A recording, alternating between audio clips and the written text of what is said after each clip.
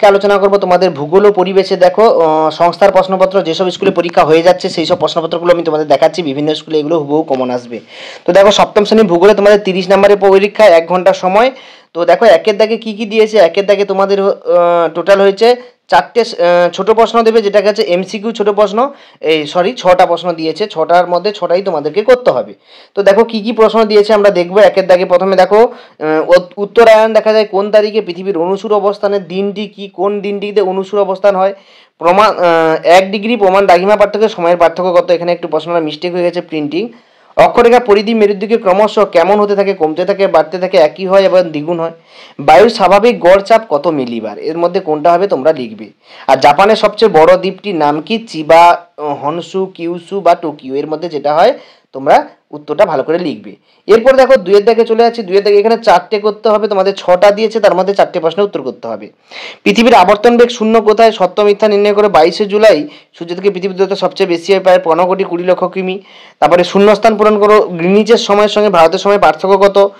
শীতল অঞ্চলে কি প্রকার বায়ুর চাপ দেখা যায়, বায়ুর চাপ মাপার যন্ত্রের নাম কি, এবং বিশ্বের বৃহত্তম সামুদ্রিক তৈলখনির নাম। তোমরা জানো, প্রত্যেকে জানো যে এর প্রশ্নগুলো বেশি বেশি করে দেয়, কারণ সংস্থার প্রশ্নপত্র অনেক অথবা থাকে, যাতে তোমাদের প্রশ্নপত্র উত্তর করতে না সমস্যা হয়। তারপরে আমরা 2 নম্বর পেজে চলে যাচ্ছি। দেখো কি কি প্রশ্ন দিয়েছে এখানে। 2 নম্বর পেজে যে প্রশ্নগুলো দিয়েছে 2 নম্বর পেজে কি কি প্রশ্ন দিয়েছে দেখো। 3-এর দাগের দুটো করতে হবে। মুক্তিবেগ কাকে বলে, এবং অধিবর্ষ কাকে বলে, এবং প্রমাণ দ্রাঘিমা কাকে বলে, এবং অনুসূর অবস্থান কাকে বলে। তো এর মধ্যে 4টে আছে, যের মধ্যে দুটো, এর মধ্যে দুটো যে কোনো যেটা তোমরা পারবে সেগুলো করবে। তারপরে দেখো তোমাদের আসছি আমরা 4-এর দাগের প্রশ্নে। 4-এর দাগে 3 নম্বরে দুটো করতে হবে, দিয়েছে 4টে। প্রথম প্রশ্ন কি বলেছে, অক্ষরেখা দ্রাঘিমা রেখার মধ্যে পার্থক্য, এবং ভূমির উষ্ণতার সঙ্গে বায়ুর চাপের সম্পর্ক। এবং 3 দেখো নিরক্ষ জলবায়ু অঞ্চলে বিকেলে অধিক বৃষ্টিপাত হয় কেন, এশিয়া দক্ষিণ বাহিনী নদীগুলির বৈশিষ্ট্য। তারপরে প্রশ্ন কি কি দিয়েছে, 5-এর দাগে দিয়েছে তোমাদের ইয়াংসি কিয়াং অববাহিকা অর্থনৈতিক সমৃদ্ধির কারণ, এশিয়াকে চরম বৈচিত্র্যের মহাদেশ বলে কেন, চিত্রসহ ঋতু পরিবর্তনের কারণগুলি ব্যাখ্যা করো।